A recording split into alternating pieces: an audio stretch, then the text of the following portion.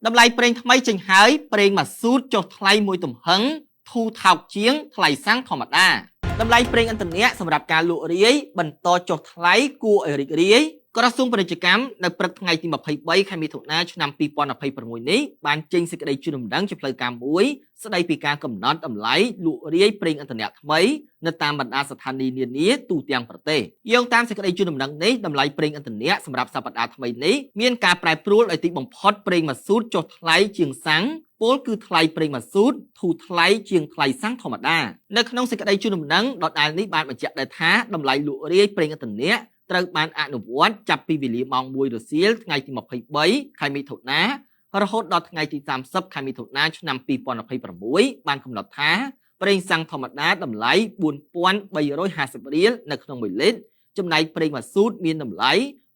4,250 រៀលនៅក្នុង1លីត្រការកែសម្រួលថ្លៃលក់រាយប្រេងឥន្ធនៈនេះត្រូវបានធ្វើឡើងដោយផ្អែកទៅតាមរូបមន្តគណនាដែលបានកំណត់នៅក្នុងការប្រកាសអន្តរក្រសួងដោយផ្សារភ្ជាប់ទៅនឹងការប្រែប្រួលនិងតម្លៃប្រេងនៅលើទីផ្សារអន្តរជាតិគួបផ្សំនឹងការសម្របសម្រួលនៃផ្នែកពន្ធនិងការឧបត្ថម្ភពីប្រមុខរដ្ឋាភិបាលដើម្បីជួយសម្រួលបន្ទុកការចំណាយរបស់ប្រជាពលរដ្ឋក្រសួងពាណិជ្ជកម្មក៏បានសង្កត់ធ្ងន់និងអំពាវនាវដល់គ្រប់ក្រុមហ៊ុនដេប៉ូនិងស្ថានីយ៍លក់រាយប្រេងឥន្ធនៈទូទាំងប្រទេស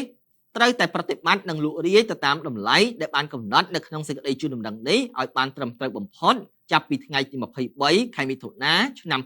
2026 វេលាម៉ោង 1 រសៀលនេះតទៅគួរបញ្ជាក់ដែរថាមន្ត្រីជំនាញនៃក្រសួងពាណិជ្ជកម្មបានបន្តចុះពិនិត្យនិងតាមដានរាល់ការអនុវត្តតម្លៃតាមស្ថានីយ៍នានាដើម្បីធានាឲ្យបាននៅតម្លាភាពត្រឹមត្រូវនិងការពារនៃផលប្រយោជន៍របស់អ្នកប្រើប្រាស់តាមច្បាប់ជាធរមានទោះបីជាតម្លៃប្រេងសាំងធម្មតានិងតម្លៃប្រេងម៉ាស៊ូតមានការស្រកចុះតម្លៃបន្តិចមែនដែលជួយសម្រាលបន្ទុកមួយផ្នែកដល់អ្នកប្រើប្រាស់ទូទៅក៏ដោយប៉ុន្តែបងប្អូនត្រូវតែបន្តការសន្សំសំចៃព្រោះតម្លៃនេះនៅតែមានកម្រិតខ្ពស់បើធៀបជាមួយនឹងតម្លៃកាលពីឆ្នាំមុនទន្ទឹមនឹងនេះយន្តការនៃការចេញសេចក្តីជូនដំណឹងជាទៀងទាត់រៀងរាល់សប្តាហ៍ពីសំណាក់ក្រសួងពាណិជ្ជកម្មនៅតែជាឧបករណ៍ដ៏មានប្រសិទ្ធភាពនៅក្នុងការរក្សានៅតម្លាភាពទីផ្សារនិងការពារអ្នកប្រើប្រាស់ពីការឡើងថ្លៃហួសហេតុពីសំណាក់ស្ថានីយ៍មួយចំនួនផ្អែកទៅលើស្ថានភាពនេះនិន្នាការតម្លៃប្រេងនៅក្នុងសប្តាហ៍បន្ទាប់គឺនឹងបន្តពឹងផ្អែកទាំងស្រុងទៅលើស្ថិរភាពនយោបាយនិងការប្រែប្រួលនៃសង្វាក់ផ្គត់ផ្គង់ប្រេងឆៅនៅលើទីផ្សារអន្តរជាតិដែលទាមទារឲ្យប្រជាពលរដ្ឋក៏ដូចជាវិស័យឯកជនគប្បីតាមដានការវិវត្តនេះដោយយកចិត្តទុកដាក់ខ្ពស់បំផុត